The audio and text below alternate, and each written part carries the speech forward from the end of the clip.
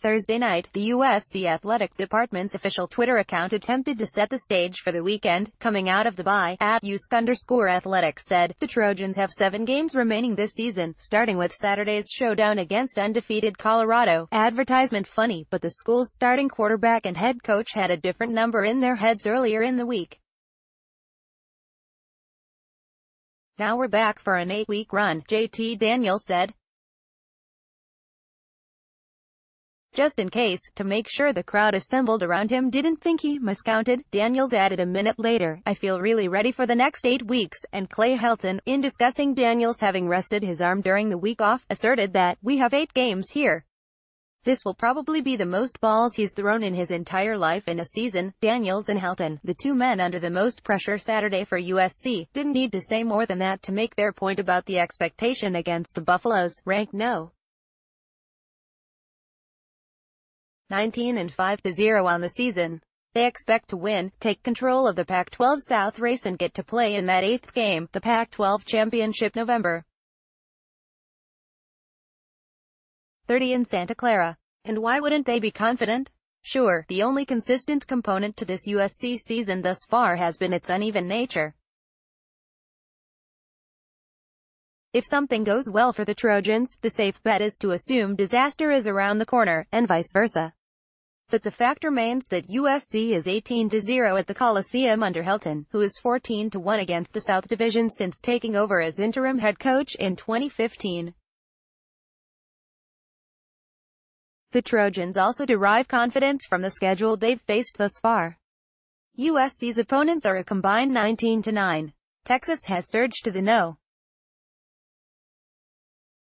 9 ranking in the nation, and Stanford and Washington State sit just on the edge of the top 25.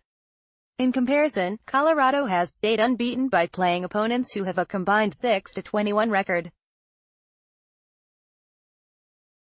USC's goal against Colorado is to find out where receiver Laviska Shenault is at all times by J.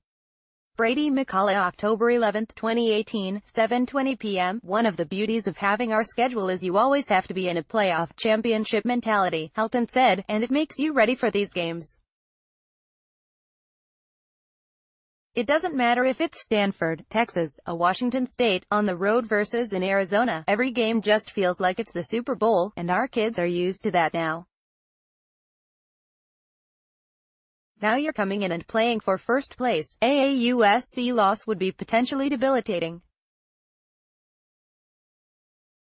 The Buffaloes would then have a 2-game lead with the head-to-head tiebreak, leaving the Trojans with no margin for error the rest of the way and putting them in a position of needing Colorado to lose at least 3 times down the stretch. This Colorado team appears capable of coming into the Coliseum and sending Helton's program reeling. Quarterback Steven Montez is tied for the lead nationally in completion percentage at 75.2 and is 9th in passer rating.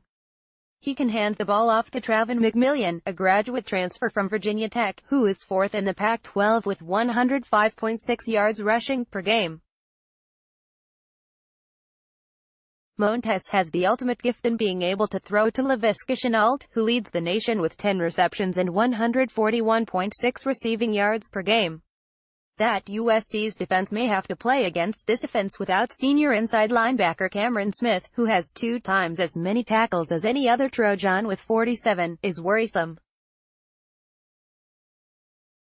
Helton said Thursday that Smith is 50-50 at best, with a mild hamstring strain. But fellow senior linebacker Porter Gustin said USC has the right mentality to get the job done. We have a lot to prove and we know that, Gustin said. We feel that way, and I think everybody is playing with a chip on their shoulder. We just haven't come together as a team and been able to play a full game yet. Them being ranked is great, but either way we're coming out this week ready to play. Advertisement: if USC can do that, the Trojans believe it will be them playing an 8th game and not the Buffaloes. At the end of the day, that's what we're playing for, USC cornerback Isaiah Langley said. So every South game is going to be for the championship. Whether we like it or not, everyone's going to come in here and try to kick our butts. That's their championship. We look forward to playing our opponents.